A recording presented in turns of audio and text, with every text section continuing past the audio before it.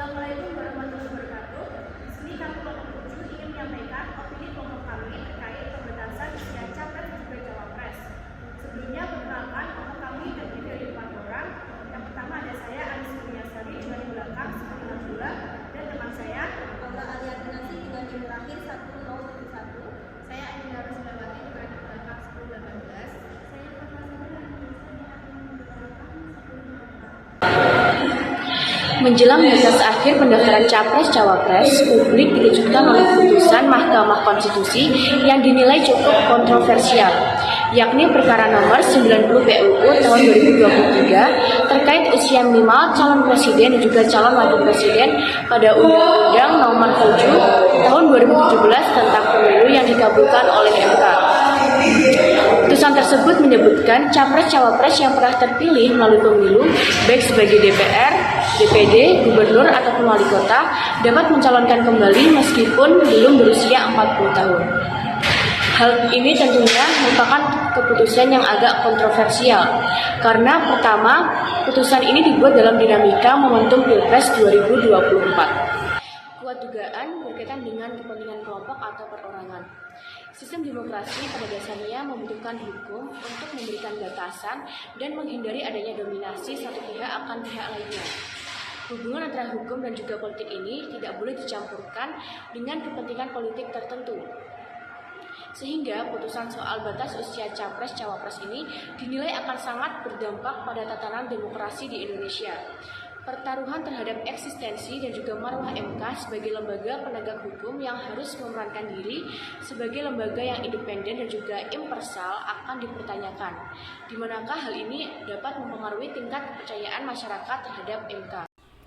Analisis yuridis mengenai isu kontra perubahan syarat minimum usia capres dan cawapres di Indonesia melibatkan beberapa aspek hukum termasuk konstitusi, undang-undang pemilu, serta prinsip-prinsip demokrasi.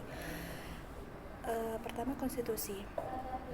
Pasal 6 Undang-Undang 1945 mengatur syarat untuk menjadi presiden dan wakil presiden.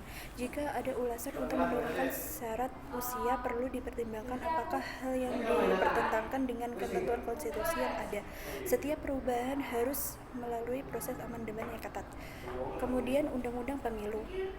Selain ketentuan konstitusi, Undang-Undang Nomor 7 Tahun 2017 tentang Pemilu juga mengatur persyaratan capres atau cawapres. Perubahan syarat usia harus sesuai dengan undang-undang ini, yang menyebutkan belasan dan minimal.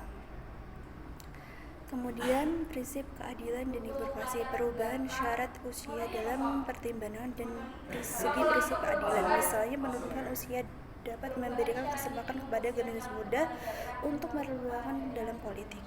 Namun hal ini juga dipertimbangkan dengan pertimbangan mengenai pengalaman dan kedewasaan dalam pemimpinan. Kemudian dampak sosial dan politik. Penurunan syarat usia dapat mengubah dinamika politik, mendorong persiapan pemuda, namun juga dapat menghadiri resiko yang dapat menghadirkan resiko jika calon tersebut kurang memiliki pengalaman atau visi yang matang. Secara keseluruhan, perubahan syarat minimal usia capres atau cawapres ini juga dilakukan dengan hati-hati, mempertimbangkan aspek legal dan konstitusi serta dampak jangka panjang terhadap sistem politik di Indonesia. Sekian, terima kasih. Wassalamualaikum warahmatullahi wabarakatuh. Peraturan perundang-undangan terkait perubahan syarat minimal usia capres atau cawapres diatur dalam Undang-Undang Nomor 7 Tahun 2017 tentang Pemilu. Pasal 169 huruf Q UU ini menetapkan bahwa calon presiden dan wakil presiden harus berusia minimal 40 tahun. Perubahan syarat minimum usia capres dan cawapres. Yang pertama, pengalaman dan kematangan. Usia yang lebih tinggi dianggap memberi lebih banyak pengalaman hidup dan juga kematangan dalam memimpin negara. Yang kedua, stabilitas politik.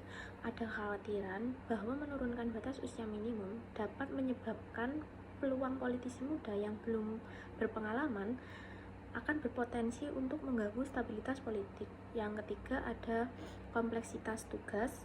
Memimpin negara sebesar Indonesia membutuhkan pemahaman yang lebih mendalam tentang berbagai isu kompleks yang mungkin lebih dikuasai oleh kandidat yang lebih senior. Yang keempat, kesiapan menghadapi elit politik usia yang lebih tinggi dapat membangun jaringan dan juga pengalaman politik yang lebih baik. Banyak ahli hukum yang mengatakan bahwa Mahkamah Konstitusi atau MK tidak memiliki kewenangan untuk merubah syarat-syarat calon presiden dan wakil presiden karena konstitusi sudah menyerahkannya kepada pembentuk undang-undang yaitu DPR dan Presiden melalui undang-undang yang ditetapkan. MK hanya memiliki kewenangan untuk membatalkan undang-undang yang dianggap bertentangan dengan konstitusi, bukan untuk mengubahnya. Yang kedua, dari konsistensi MK. MK sering tidak konsisten dalam menerapkan konsep open legal policy. Contohnya dalam judicial review atas pasal 29 huruf E UU KPK, MK mengatur syarat pencalonan anggota DPR yang pernah melakukan tindak pidana dengan ancaman 5 tahun atau lebih, yang menunjukkan ketidakstabilan dalam fungsi legislator MK.